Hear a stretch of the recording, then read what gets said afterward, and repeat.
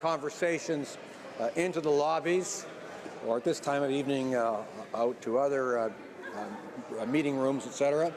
The Honourable Parliamentary Secretary to the Government House Leader. Thank you, Mr. Speaker. And, I'd like to start off actually by recognizing my colleagues on both sides of the House, in particular the member from Davenport.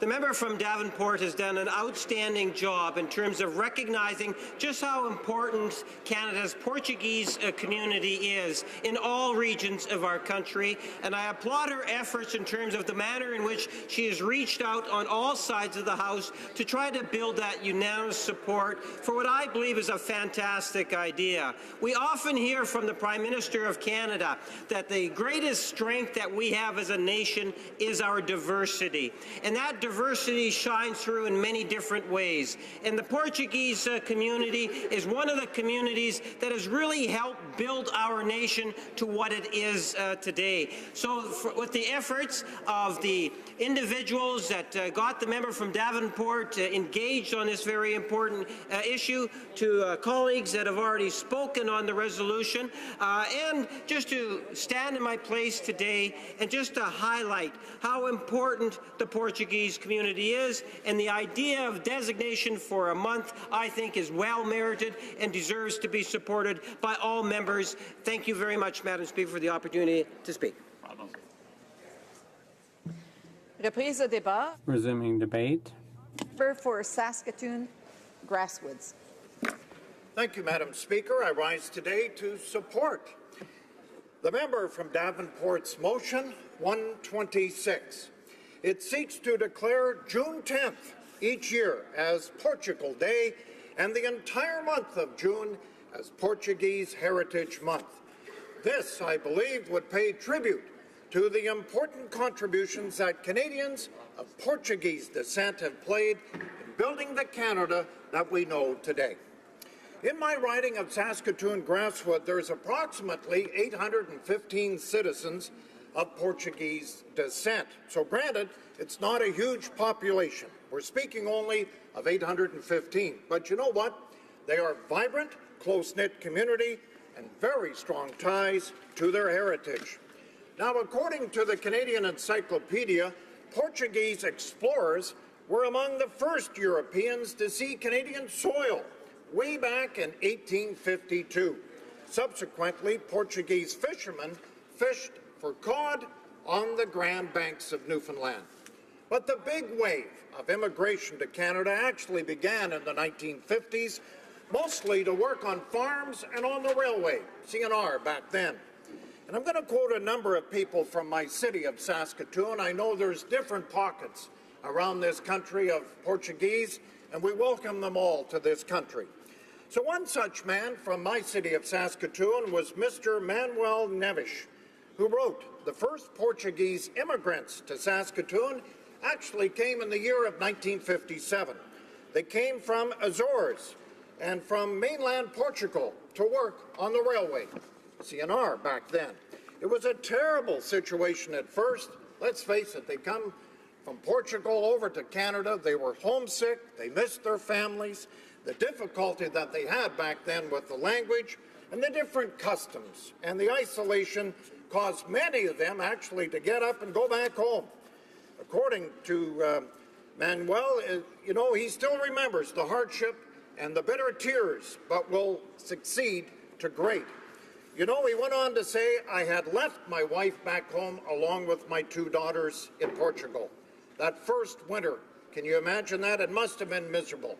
The temperatures in Saskatchewan, usually in the winter, minus 30s and 40s, and he was working in those temperatures, Madam Speaker, and he said they were unbearable. None of us had imagined those temperatures, and really, we felt demoralized. However, back in 1959, more families decided to arrive from Azores, and according to Manuel, the first roots of the Portuguese community were started and getting strong. In fact, by the late 60s, there were about 45 Portuguese families in my city of Saskatoon. The Portuguese community continued to grow in my city, and in 1988, the Saskatoon Portuguese Canadian Association was formed. the association generated a lot of interest. In fact, resulted in social events and celebrations. One of the goals of the association was to plan the annual religious event, Our Lady of Fatima celebration. But sadly, Madam Speaker, Mr. Manuel Neves passed away a few years ago. However, he did leave us with this interesting history of those precious Portuguese immigrants who came to my city of Saskatoon. We certainly thank him for his contribution, and tonight I certainly salute him and all the Portuguese in my city of Saskatoon. I also heard from two sisters, Maria Zelishak and Edwina Savada, who arrived in Saskatoon when they were very young. They were only 12 and 9 at that age, and they arrived in Saskatoon with their parents, Jose and Maria Silvada, and their brothers, Jose Carlos. It started their life, actually, they were living in their uncle's basement when they came. So imagine that. They're only 9 and 12 years old.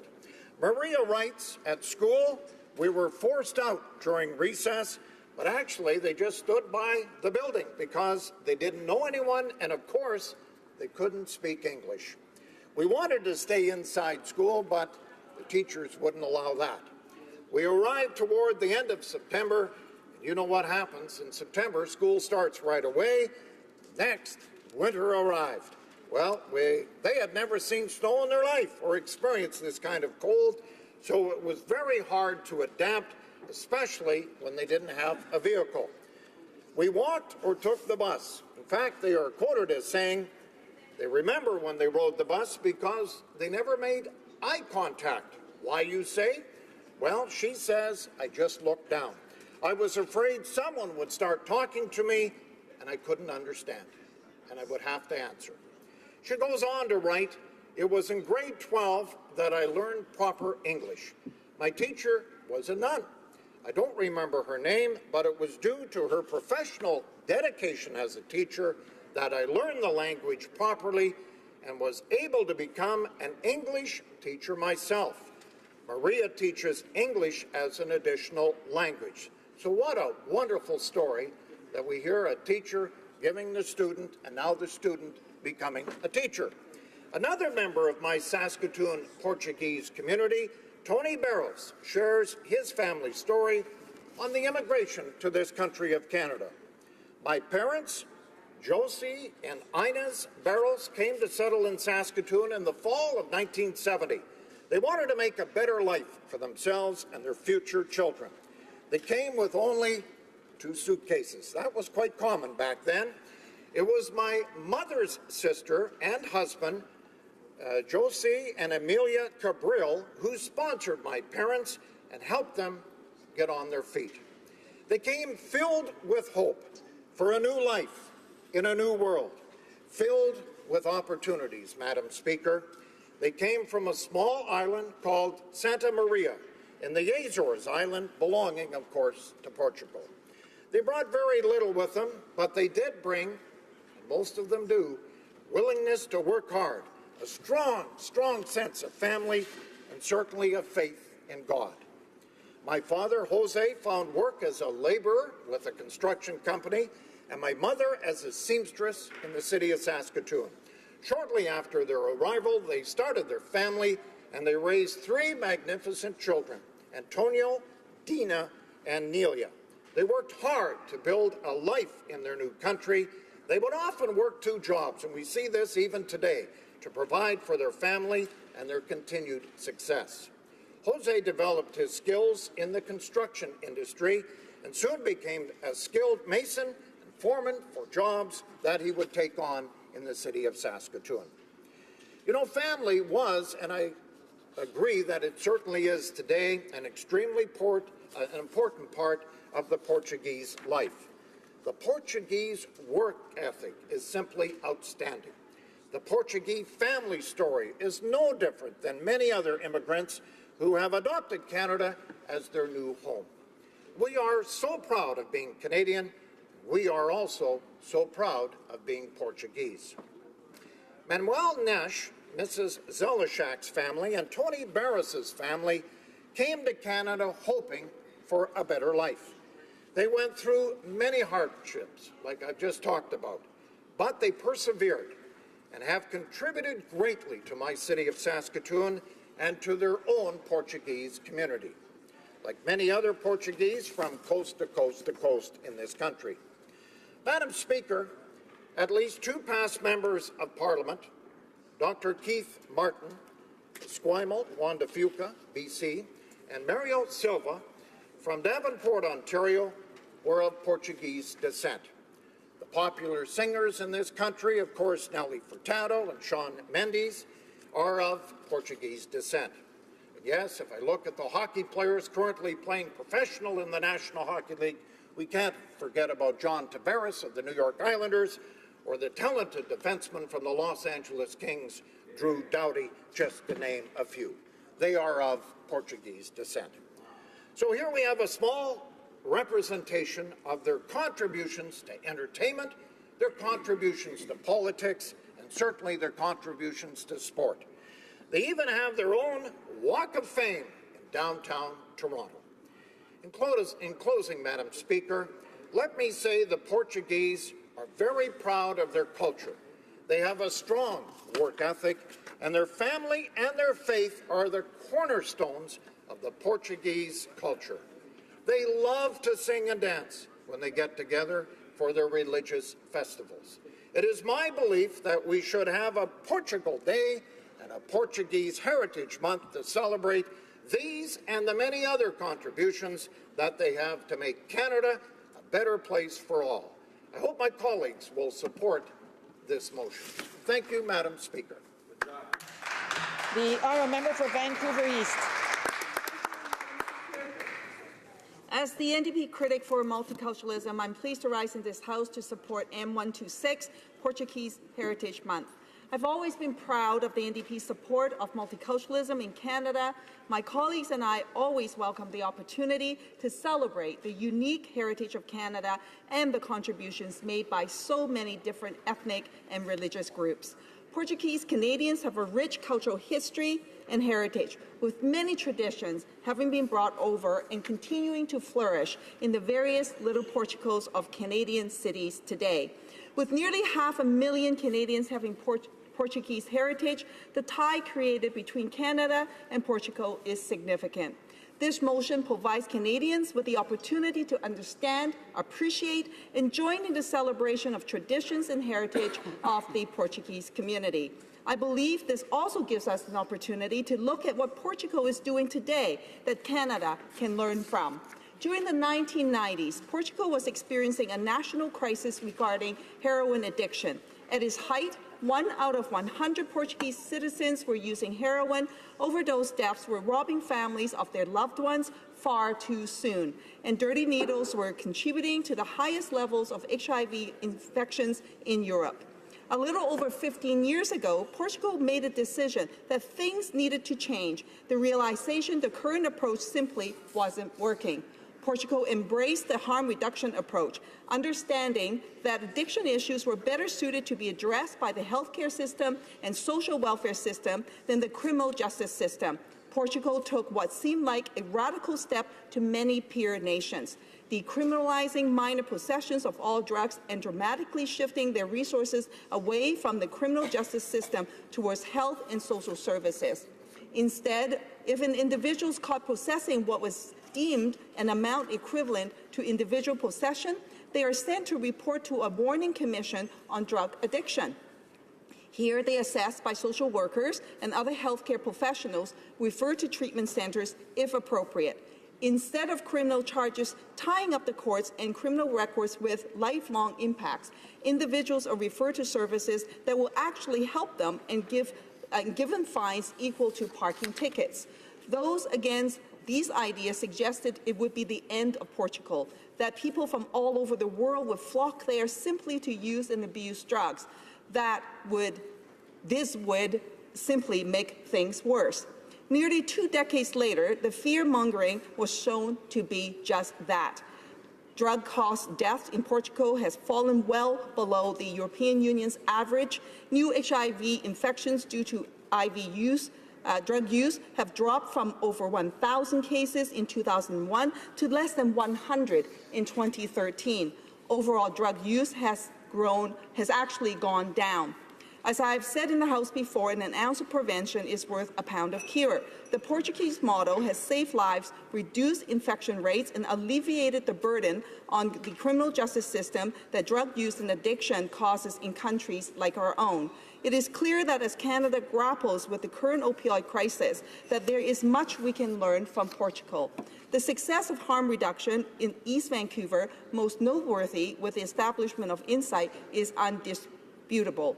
But that's not enough. We need more sites. We need more funding for treatment options, including expanded heroin maintenance programs and services. We need to make more use of the healthcare system and less use of the justice system. We need to support the frontline workers and first responders. We need to call it for what it is, a national health emergency. And in just the first week, in his first week back to the West Coast after becoming leader of the NDP, Jagmeet Singh stated, and I quote, "Thousands of people are dying in our country as a result of this crisis, and it needs to be named a national crisis first." He also noted the Portuguese model of harm reduction resulted in a dramatic decrease in overdose deaths and reduction in addictions. He said, and I quote, "That should be the focus if we really want to address the opioid crisis and really want to reduce the significant and terrible deaths. Canada can and should learn from the Portuguese model." Aside from the opioid crisis, Portugal is also concerned with climate change. Portugal's geographic location on the Iberian Peninsula has brought the impacts of climate change to the forefront for them. It is believed that this region will be hit significantly hard by climate change impacts. This past summer, Portugal, like Canada, experienced devastating wildfires. It's believed that the impacts of climate change have lengthened Portugal's wildfire season from 2 months a year to up to 5 months of the year. The European Environment Agency reported this year that Portugal has lost 6.8 billion euros as a result of climate change from the 1980s to 2013 alone. Portugal has committed to the Paris Agreement and made ambitious goals to combat climate change. The Climate Change Performance Index, which is an index by German Watch and the European Climate Action Network, ranked Portugal 11th in the world for 2017 compared to Canada's at 55. It was noted that Portugal was one of the only 2 countries that leapt from, quote, moderate performance into, quote, good performance, whereas for Canada, they wrote, quote, "Without significant movements in either direction, Canada remains in the bottom group of most CCPI categories. The only sector where the country ranks in the middle of the field is the emissions development, but even there it lost some ground," end quote. In June, the Portuguese Prime Minister reported that Portugal had already achieved over 87% of its 2020 goal. Unfortunately, our Prime Minister can't say the same. Despite this government's sunny ways, they have only committed to reach the former Conservative government's climate targets for 2030, targets which were hardly considered world-leading then or now. Unless a dramatic change of course occurs, Canada will not meet our targets for 2020 or 2030. Finally, coming out of the global financial crisis, many countries, Canada included, adopted an austerity mantra. Social services were cut, and in some cases, deeply.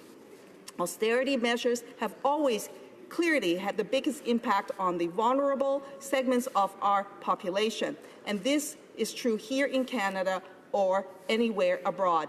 In much of Europe, where the crisis hit harder than here, even deeper cuts and austerity demands impacted the lives of countless people already struggling to get by. The Portugal government, elected in 2015, determined that it would not take that approach. Much like the reaction to Portugal's harm reduction measures, many said this would prove to be a disaster.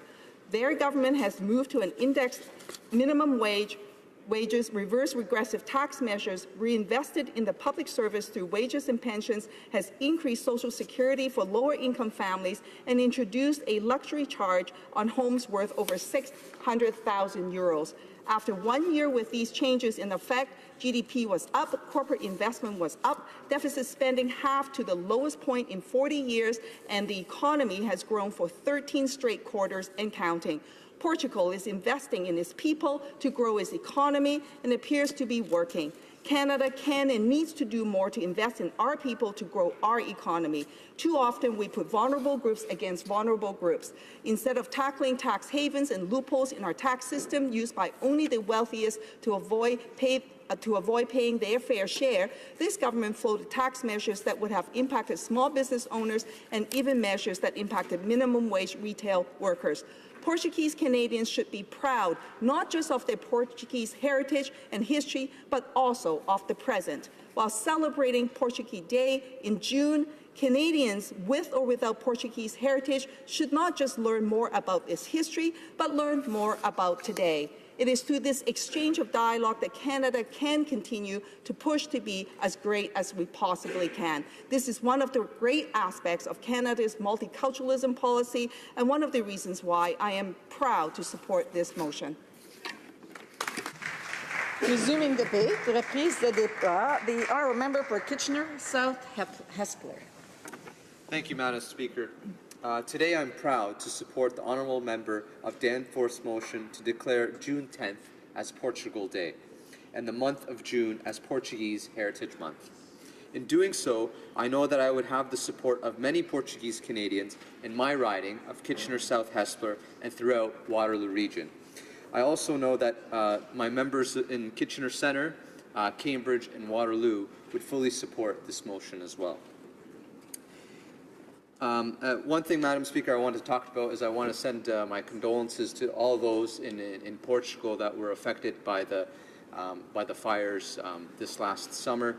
We can relate to the fires that happened in British Columbia and Alberta, and we all know that there's been many families and property that's been affected in Portugal, with around roughly 30 people that have been killed in those fires. So our condolences goes to those family members that have been affected. Canada has become a home to many people of Portuguese heritage, with the Portuguese language being ranked as Canada's 10th highest immigrant mother tongue in 2016. One of the first large waves of Portuguese migrants arrived in Canada in 1953. Since then, many people of Portuguese origin have come to Canada in search for greater opportunities for themselves and for their families. Today, there are approximately 483,000 people of Portuguese birth or descent living in Canada, of which a significant number make up the Portuguese Canadian community in my riding of Kitchener South Hespeler. According to the 2016 census in Waterloo region, is home to just over 21,000 Portuguese ethnic origin and a little over 7,000 of whom are born in Portugal. In Waterloo region, the Portuguese community is welcoming and vibrant. Whether I am celebrating Portugal Day on Saturday morning at Escola Listana with students and teachers and parents, or watching and celebrating the 2016 European Championship final at the Kitchener Portuguese Club, I am always welcomed with open arms and walk away with a rich sense of community.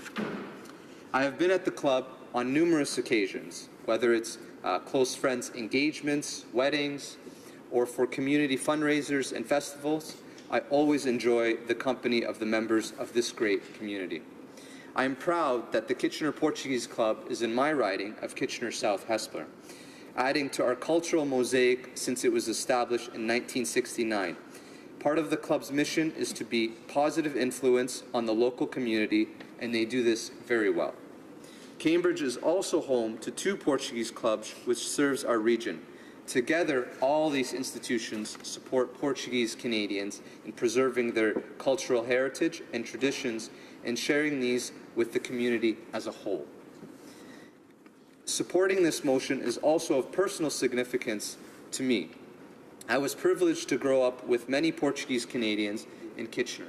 In fact, my very first job in high school was working at a restaurant owned by a Portuguese Canadian. And before I started university, I worked for another Portuguese Canadian, an entrepreneur in the construction field. With great certainty, I can say that both of these individuals helped me lay the foundation for the person I am today. These two employers instilled in me their values of hard work, ambition, and dedication. And these are the values, Madam Speaker, that I stand for each and every day as an MP as I fulfill my duties. Earlier this year, during the second week of June, I spoke in the House about celebrating the Day of Portugal, Camões, and the Portuguese community. Every year on June 10th, Portuguese Canadians across Canada celebrate what is popularly known as Dia de Portugal. The date marks the anniversary of the death of the greatest Portuguese poet who have ever lived, Luís de Camões, who captured the essence of Portugal, its history, and its people. It's the day for the diaspora to celebrate their cultural heritage. In Waterloo Region, I celebrated this day at the Portuguese School and the annual Portugal Day Parade in Cambridge, alongside with other members from Kitchener Centre, Cambridge, and Waterloo. This past June, waved into the day's celebrations at the Portuguese School, was Canada's 150th anniversary since Confederation, a celebration of their cultural heritage and this country as their home. Portuguese Canadians have contributed greatly to fields such as politics, business, arts, science, and much more in Canada. This community has helped shape an exceptional Portuguese Canadian culture that is an integral component to the Canadian mosaic. This motion recognizes the important contributions of Portuguese Canadians in building Canada and to Canadian society in general. Motion M126 celebrates the cultural diversity of Portuguese community in Canada and the importance of education and reflection upon Portuguese heritage and culture for future generations. Madam Speaker, I want to close with a lot of the Portuguese that have immigrated to Canada, that have come from Portugal, immigrated a long time ago, whether it's in the 50s, in the 60s, in the 70s, and many years beyond that. They came for better opportunities for their families and for themselves.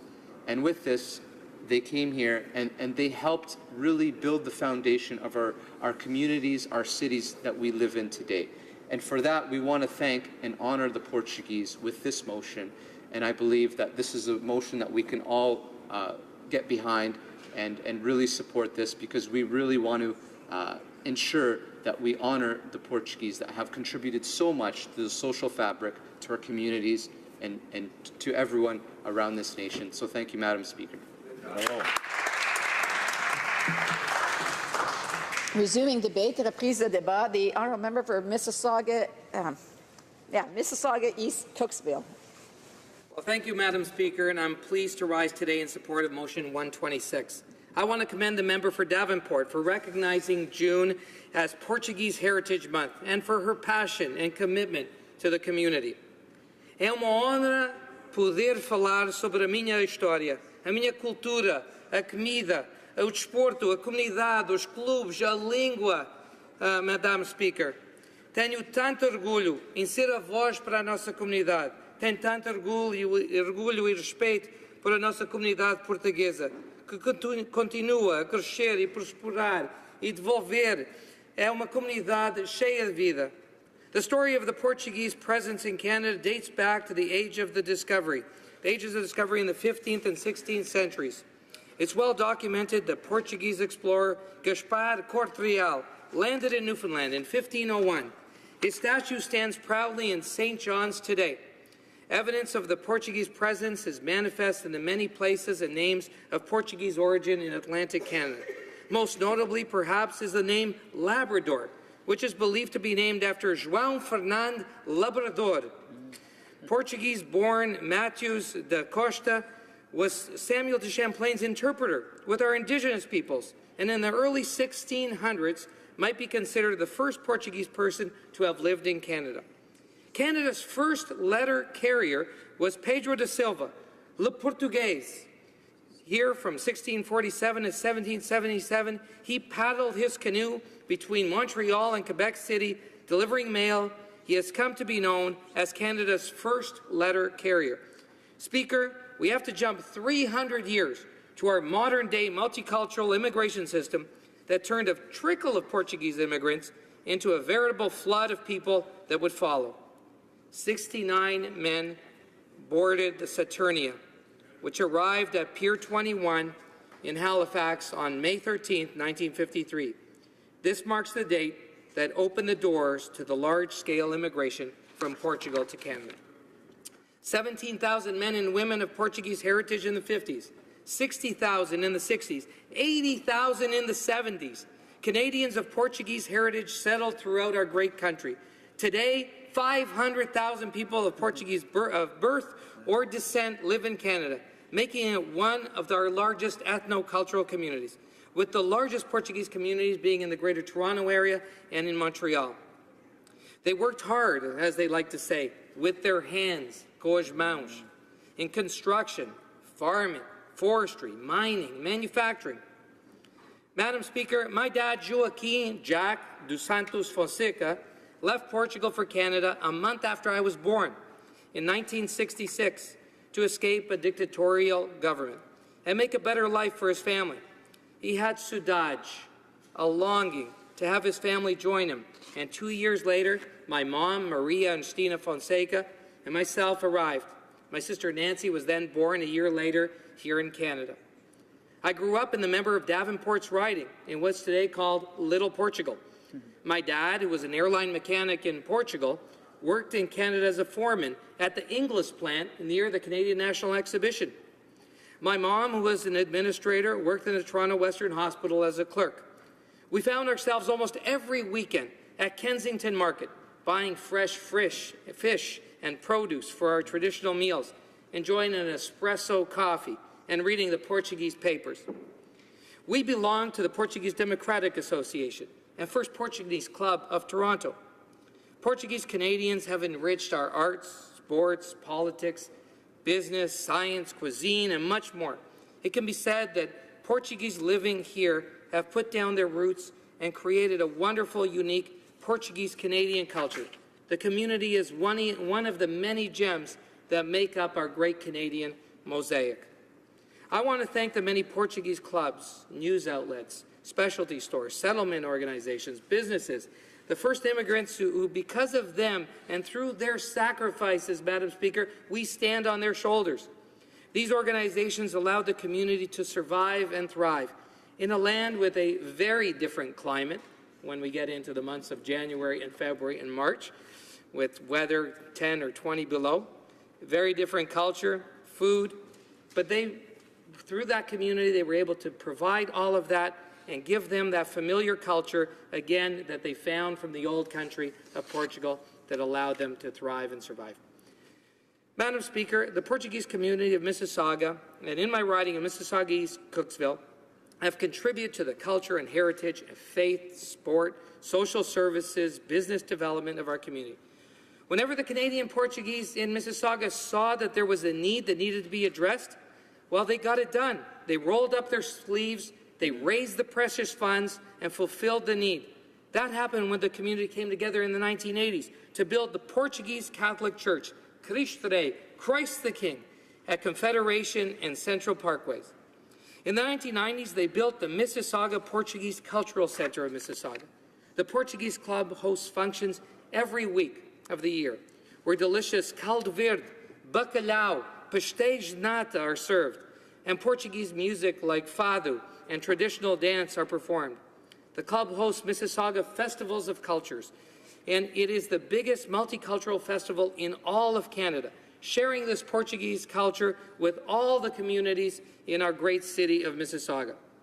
And it's with great pride, Madam Speaker, that I announce the most recent project. Freshly opened this year is the Luso Home for the Disabled. This center, run by the Portuguese community, is providing services to all citizens of Peel region with disabilities. These organizations are only viable through the lifeblood of our volunteers. People like Jack Brazares, Joe Botello, Lena Barreto, Armindo Silva, Frank Alvarez, Tony D'Souza, and I could go on, Madam Speaker. I know it's a slippery slope, but there are so many unsung heroes that I would love to name them all. Many of these worthy community initiatives take many resources to build and operate. And I want to take this opportunity to thank the many contributors. There are some organizations like Liuna 183 and 506 and their business manager, Jack Oliveira, and his executive that have been stellar in their support for the community. The Federation of Portuguese Canadian Businesses and Professionals and their members have also been instrumental in helping raise these funds for many, many causes.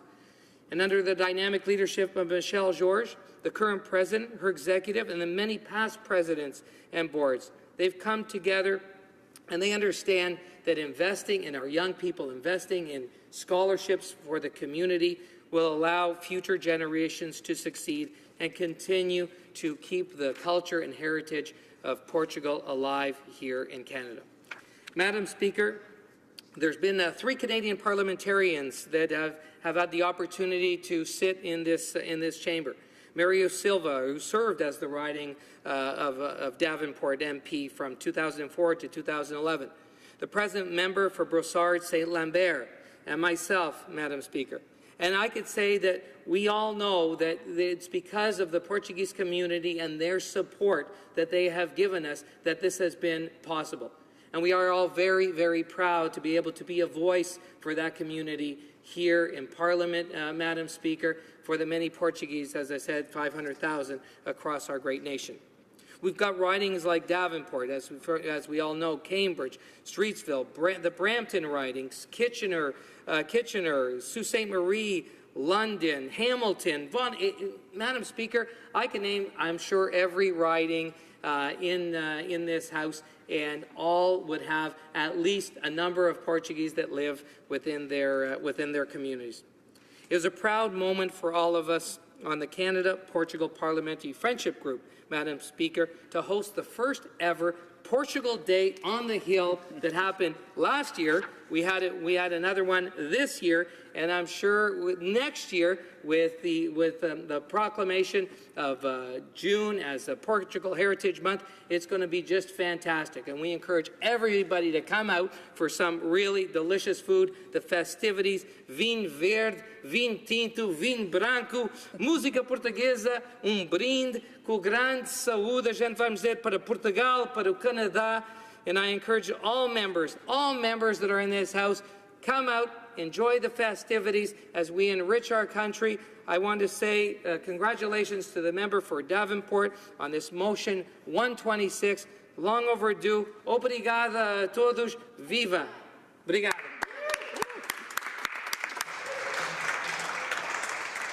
Resuming debate, the honourable member for Davenport has the right of reply for 5 minutes. Thank you so much, Madam Speaker. And it's an absolute pleasure for me to be wrapping up the debate for my private member's bill, M126. It is so great to see that we have cross-party support for this motion. Indeed, the Portuguese community is well represented right across this province and this country. C'est pour moi une grande fierté. I'm very proud and very privileged to be able to speak about motion M126, which pays tribute to the contributions of Portuguese Canadians and the contributions that they made to this magnificent country.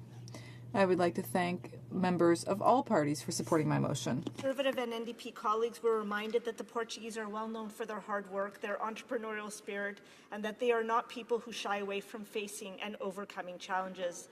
That they are a warm and generous people who are fanatical about soccer, proud of their explorer pass, who love their gardens, love growing things like food and flowers, and are so well known for their bacalhau, their pastéis de natas, their vinho verde, their port wine.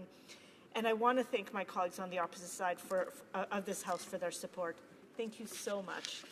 I want to acknowledge the Parliamentary Secretary to the Minister of Culture and the Member of Parliament for one of my neighbouring ridings in Toronto, who reminded us that the Portuguese language is the 10th most spoken non-official language in our country, and that at the heart of our nation is Canada's Multiculturalism Act, enacted in 1988, a groundbreaking historic act that preserves and enhances the multicultural heritage of all Canadians, stating that each culture is upheld as equal in our economic, social, cultural, and political life. Indeed, Madam Speaker, it is this policy that allows us to proclaim loud and clear that one can be a proud Portuguese and a proud Canadian, and there is no conflict. It is also this policy that has allowed diversity in Canada to become our strength. And Madam Speaker, I'm just realizing that I forgot to thank a very group. Oh, that's the next part, which is great. I just was like, I want to also thank the members of the Canada-Portugal Parliamentary Friendship Group. Many of them have spoken today. Many spoke just over a month ago. They are colleagues from ridings right across this country, and they truly love and honor the Portuguese communities that they are so proud to serve. So huge thanks to them. Finally, I want to once again thank the many Portuguese leaders from Portuguese clubs, associations, and the Portuguese media who over the last few weeks have come up to me to say how important this motion is to them and to the community, and how proud they are that it is being introduced at the national level. And indeed, I dedicate this private member's bill to all those that have tirelessly promoted the Portuguese culture, language, and community. Indeed, I am standing on their shoulders.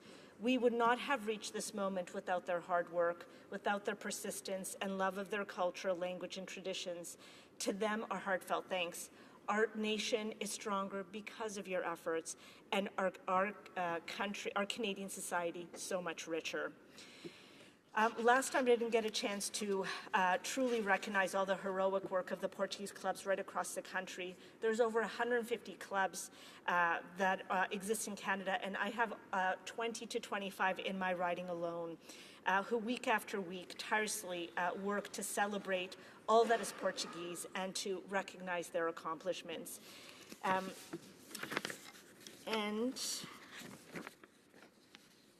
And I was going to speak a little bit of Portuguese. Gostava de agradecer a todos os líderes portugueses, clubes e associações, e também a mídia no meu círculo de Davenport e através do Canadá, que continuamente, sem parar, têm promovido a cultura, a língua e a comunidade, e que servem de inspiração para esta Private Members Bill. And finally, in ending, I want to say what a personal privilege it is for me to present this motion. Culturally, I'm half Hispanic and half Ukrainian, but represent the largest Portuguese community in Canada. What a beautiful reflection this is of Canada, Madam Speaker, and how wonderful it is that I'm able to do so. It shows that it doesn't matter what your background, the color of your skin, what religion you practice. In this country, if you work hard and take advantage of the opportunities before you, you can succeed and achieve your potential.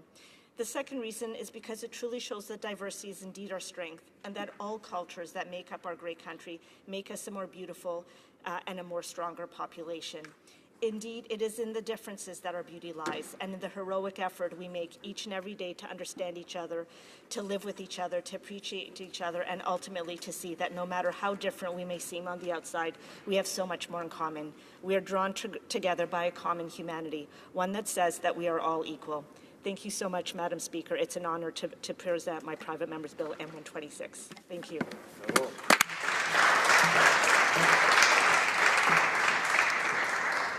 The question is as follows. Ms. Dzerowicz, seconded by Mr. Fonseca, move that, in the opinion of the House, the government should recognize the important contributions Canadian Portuguese have made to building Canada and to Canadian society in general, the cultural diversity of the Portuguese communities in Canada, and the importance of educating and reflecting upon Portuguese heritage and culture for future generations by declaring June 10th as Portugal Day and the month of June as Portuguese Heritage Month. Plaît-il à la Chambre d'adopter cette... Is it the pleasure of the House to adopt this motion? Que tous ceux qui appuient la motion... All those in favor of the motion will please say yay. Que tous ceux... All those opposed will please say nay. Conformément à l'article 4... Oh, excuse. In my opinion, the yeas have it.